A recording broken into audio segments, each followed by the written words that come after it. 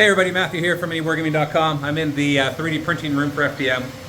This is a video I want to make for you guys who are printing Ruins of Perdition. And I just want to go over some of the difficulties you might be having, because I've been seeing a lot of posts in Discord on certain of the pieces. And yes, certain pieces do require brims and maybe a couple supports.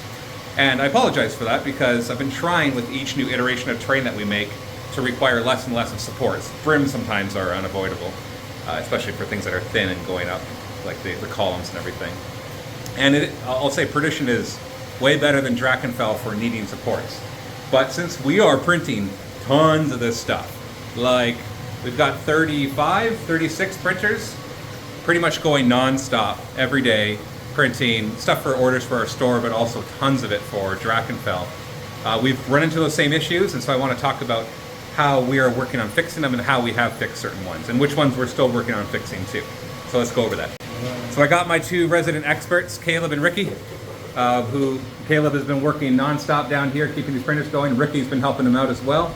Ricky's more on the resin side, but he knows tons about FDM printing, so I figured we'd talk to him. James has been working hard too, but he's sick today, so I figured I got to make this video anyways.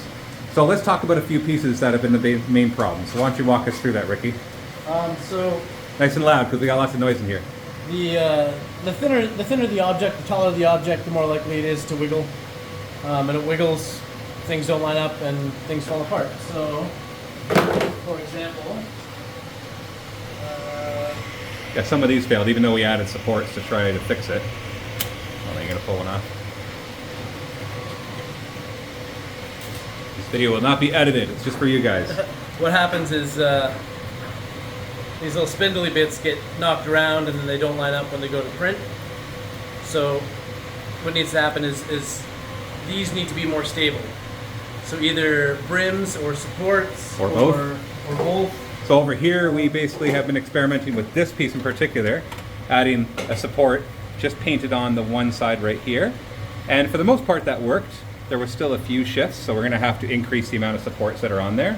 If you're using Bamboo Studio, you can actually manually paint on where you want the supports. If you just say tree supports auto, it'll add it to way more things than you actually need. So there's a way for you to go in there and actually click paint, and then you can just like paint on right here in the top of the arch on the side, and then then you can put tree manual. So maybe I'll show you this on the computer as well, but and that's if you're using Bamboo Studios. If you're using something else, sorry, off the top of my head I don't know the exact settings for you to do that, but you're usually looking for tree supports specifically painted on the one spots. So this worked quite well, except we still had, well, I say quite well, it only got about half of them. So we're gonna have to add more supports here, but brims for sure for these ones. Another setting by default is that there's a gap in the brims. If you put that gap down to 0, it holds the bit. Stabilizes a little better. Yeah, I believe it's called brim to object gap. So let's make that 0 instead of the small, tiny amount that it is. Yeah. It means there'll be a tiny bit more cleanup, but if it means it printing properly. Yeah. Like most of the pieces don't need it. Everything else is fine. Definitely add brims for when you're doing the columns, because obviously they don't need supports, pretty straightforward, but because of how tall they are, and if you're doing a lot of them, it can tend, if one of them wobbles and it throws off a bit of the printing, it can ruin your entire print bed. Like even Caleb, you were saying, oh, that piece is stuck in there. Can you give me that piece? I only got one hand. That, so, when you were testing that one, it was working okay. Yeah, when we were doing sets of like 10 to a dozen, this was coming out fine every time, 100%. But once we started filling up more of the build plate, it would get a little more finicky, and one fail would cause a cascade of fails, which would result in like maybe a third of the build plate falling. So Caleb, what do you do? Let's talk about bed adhesion, because honestly, from my experience with FDM printing, 9 times out of 10, if you had a failure, it probably was a bed adhesion failure, most likely. Like obviously if there's support issues, that'll be it too. So tell me, what do you do to ensure the least amount of bed adhesion failures? Well, given that we're printing so much, I've kind of had to start cleaning the build plates a little more thoroughly and a little more often than I used to have to. Before, we would just use some isopropyl alcohol. So a spray bottle of alcohol? This, and some paper towel. But these days I find I'm taking about 30 seconds, maybe a minute to actually like scrub them with proper soap, dry them, put them back on, and honestly once a week, and I'm pretty consistent fine with that, with the odd exception, maybe I accidentally touched the build plate, and I should just wash it right away. That's another point right there that you just said. You try to avoid touching the build plate with your hands because you have a lot of oils in your hands. And it doesn't take much. One little touch and Yeah, that is spot. ruined. Yeah, and when you're printing like a big flat thing, like the floors, that might be okay if the spot is like right here, but if it's near the outside, that's where you'll get the peeling. Yeah, it'll start to warp and will look bad. I Yeah. get that they're ruined and it can look a little bad, but Oh, there's been plenty of pieces that we have deemed not acceptable for customers, Yeah. but we're gonna keep. Because if you're gonna pay for them, we're gonna make sure they're right. But if it was just me printing at home, I'd have been like, oh, this is fine. The bottom doesn't look nice, or this one little part doesn't look nice. this ruin is extra ruined. It's extra ruined. But no, for you guys, what you're gonna get when you buy from us is going to be as close to perfection as we can get. Another thing really quick, this one is 2 pieces, as you can see from the bottom. I think when you put it into your slicer, we forgot to reorient it, and it's coming in this way. It's intended to be printed flat, obviously this one for that one and that one for the other one, not this way with supports. Because if you print it flat, you can see how it's designed to not need supports as it kind of moves its way out. So just a little extra for that, a tip for that one, because I know some people have been having a hard time with that one. Okay, sorry, I went off on a tangent there. So build plate adhesion. So washing it with alcohol, when Not ideal. well, Soapy water is much better. I was going to say washing with alcohol when it's just like a little bit of a problem, but you were saying once a week, a good warm soap and water Yeah. in the sink. Any like dish detergent soap will work too. Yeah. And yeah, honestly, it doesn't take too long. Maybe a minute scrubbing, a couple seconds. You're just getting the grease off. So as long as it's warm water and it's nice and soapy, then you'll be Yeah, fine. so And you rinse it just really soak well, it. obviously. Yeah. And then when you dry it, trying to get your fingers all over it. But alcohol works fine for like minor things. So like minor maintenance, quick spray of alcohol and wiping it, I find is fine. But obviously at our level, we need things as efficient as possible. We're running 24, sometimes 36-hour prints. Yeah. And if they fail near the end, you lose all that, or at least a lot of it. Okay, so any other common failures that we're seeing with these pieces in particular that people need to think about? It seems to be mostly bad adhesion and mostly the tall spindly bits. Yeah. So- the thinner the bit, the more support it needs. Like this one is the thinnest, so it definitely needs a support. Yeah, this This one. one has gotten away with just brims, and this one most certainly you only need brims. I don't think you need a support for this guy. Yeah, we had some failures with that one, but I think it was the brims will fix that. But once again, if you print it on your printer and it doesn't, then you add supports. Because every printer is different too. You might not be using a Bamboo Labs printer, you might be using something else that might struggle with certain things that ours don't struggle with. Or maybe ours struggle with things that yours don't struggle with. So every printer is going to be different. Heck, even every P1P can be slightly different in its abilities, as we have found out. Yes. Now, I still recommend them though. So if you're going to buy a printer for printing terrain, go to miniwargaming.com/P1P and I'll get a little bit of a kickback. But honestly, even if I didn't, as an affiliate commission, I would still say get the Bamboo Labs P1P. Not the X from Carbon, unless you're going to be doing higher end materials. But the P1P is your best bang for your buck for printing PLA terrain. It's just awesome. Yeah, it's definitely the best workhorse. As you can see, I think we've received only a few of these for free. The rest of them we paid without discount to get them. So you can tell that I like them because we've expanded this. This is probably the upper limit of what Caleb can handle on his own. Ricky's still helping out too, but anyways, let's go upstairs, Ricky, and show them the settings in our slicer. Good. All right, is there anything else we wanted to talk about down here? I think that covers most of it. Yeah, all right.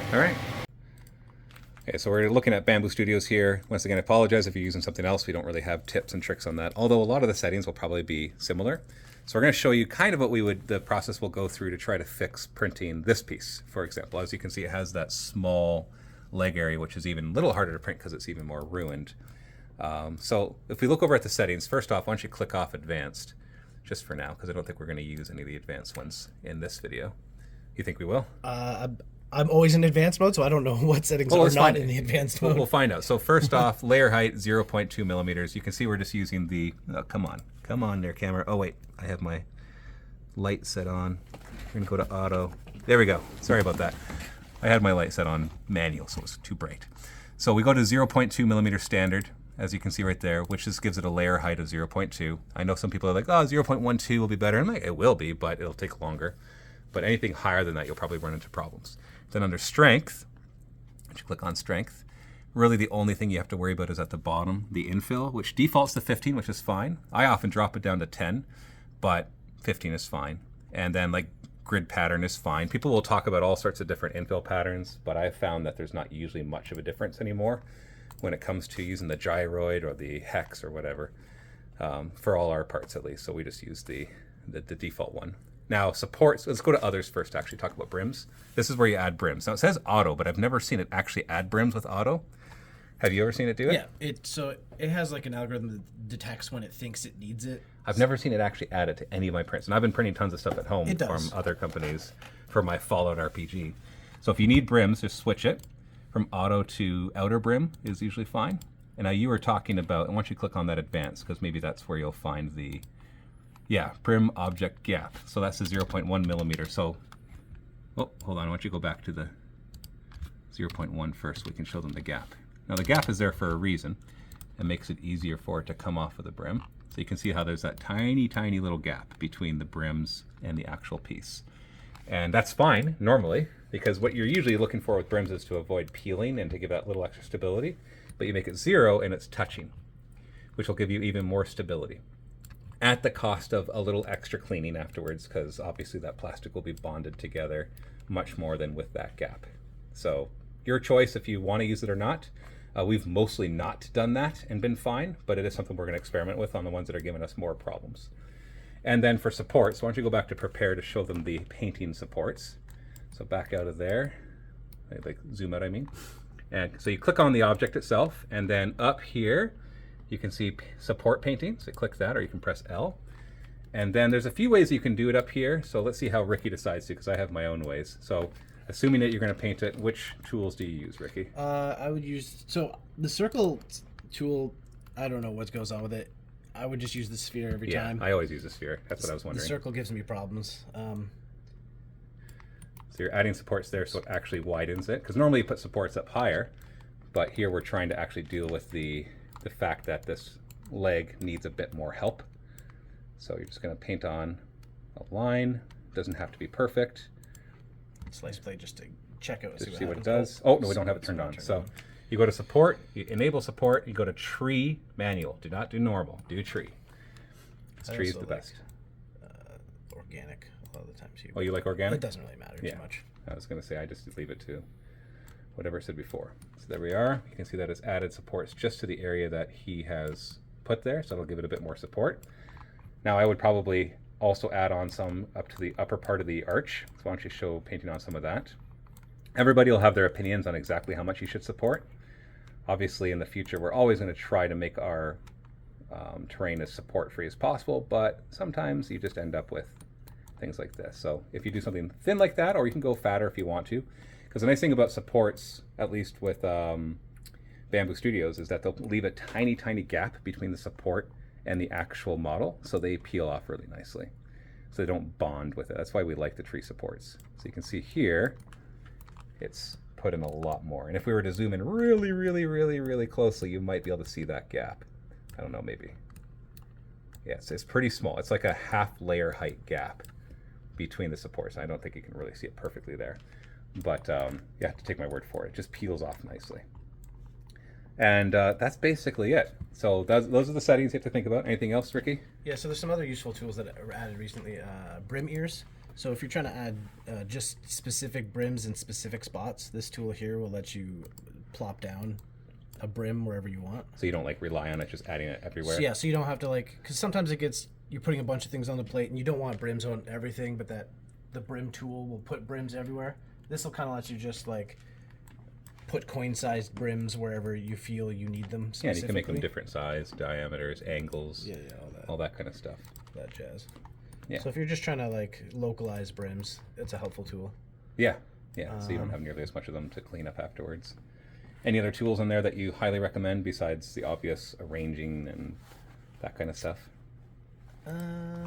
No. I think if we're just trying to solve this support problem here, that's how we would do it. Brims and painting supports is going to be your friends. it. Okay, well, I don't want to make this video longer than it has to be. And so we'll leave it there. Any other tips you can think of before I close off? No. All right. Well, you guys leave me comments below or on our Discord. I'll put a link to our Discord in this latest update or wherever you're seeing this. That's where we've been interacting with people who've been having problems with this.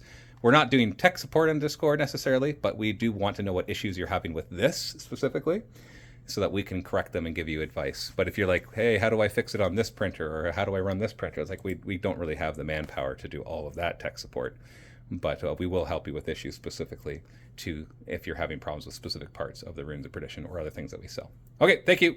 Happy 3D printing.